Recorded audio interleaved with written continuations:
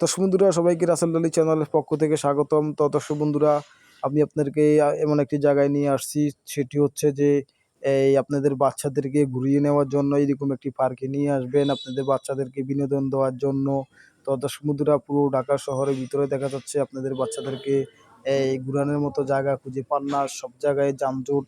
তো আমি আপনাদেরকে আজকে এই জায়গাটির সাথে পরিচয় করে দিয়ে দেওয়ার চেষ্টা করব, আপনারা পরিচিত হবেন।